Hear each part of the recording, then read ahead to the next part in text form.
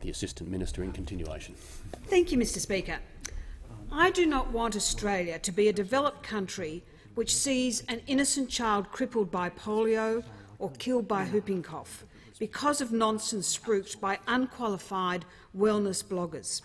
In this modern Australia, we should be promoting the health of all people. We all want healthy, well-nourished children who are protected from the wrath of disease. We should encourage reason and therefore encourage the science behind immunisation. It is far, far removed from voodoo. Mr Speaker, it upsets me to think that there are many parents in Australia who would even consider not immunising their young children. Children whose lives can be cut short by preventable diseases like meningococcal, whooping cough, rubella, hepatitis and influenza.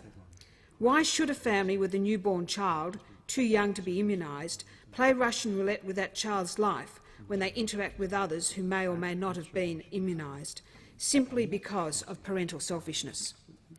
Pause to think what it would be like to lose a son or a daughter because their little body did not have the immunity to a deadly disease.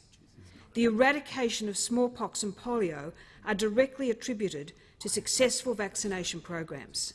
Perhaps vaccine scepticism will be the straw that broke the camel's back and allow previously eradicated diseases to take hold again. Mr Speaker, at this point I would like to put on record my congratulations to Rotary International for their relentless and determined campaign to eradicate polio. Just consider polio, the disease which saw devastating effects in children well into the last century, is soon to be eradicated by effective immunisation regimes.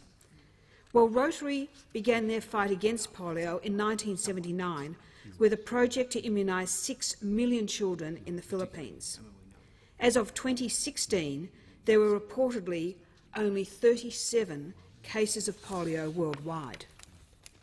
So it shows that with their determination, their eradication target by 2018 is within sight.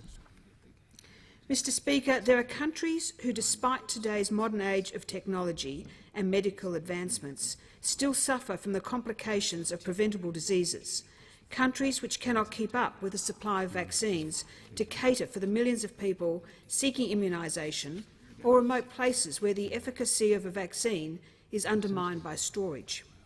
Well, Mr Speaker, this may be a thing of the past, thanks to the ingenious mind of Ryan electorate local Professor Mark Kendall and his team at the University of Queensland. For those members who are not aware, Professor Mark Kendall and his research team have developed a nanopatch technology to deliver vaccination, including the polio vaccine, through a needle-free technology. Professor Kendall's nanopatch is a very small square of silicon containing 20,000 microscopic spikes that delivers the vaccine directly to the skin's immune cells.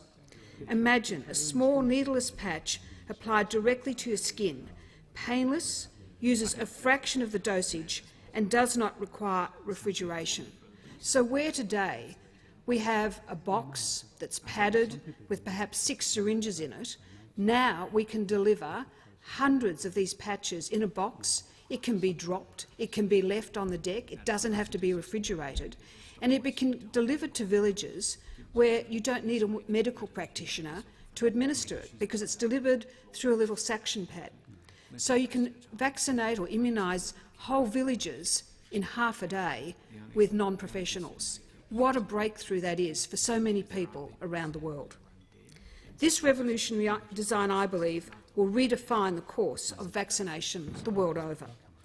It is no secret that the Coalition takes vaccination very seriously. In fact, I accompanied the then Minister for Health, the Honourable Susan Lee, when she announced in 2015 the Coalition Government's $26 million Immunise Australia budget package in my very healthy electorate of Ryan. A budget package that back then was commended by medical professionals for assisting busy parents to keep their child's vaccinations up to date and dispel common myths about immunisation.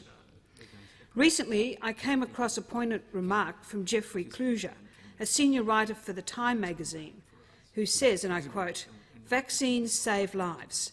Fear endangers them." It's a simple message that parents need to keep hearing. There is no place for petty politics. The health of Australians needs bipartisan support. Members of this parliament should be contributors, not inhibitors, to the health of Australians, young and old. It is imperative for parents to be fully informed of the medical facts before they make what can be a life or death decision affecting their children and the children of others. Before I conclude, Mr Speaker, I remind members here today that vaccinations do not stop at childhood. They are vital to ensuring an individual's health as well as the health of those around them.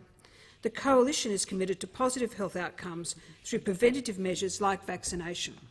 To date, we have seen record rates of Australians immunised against preventable diseases, the likes of which were fatal in Australia less than 50 years ago. And with this booster to immunisation, I commend the bill to the House.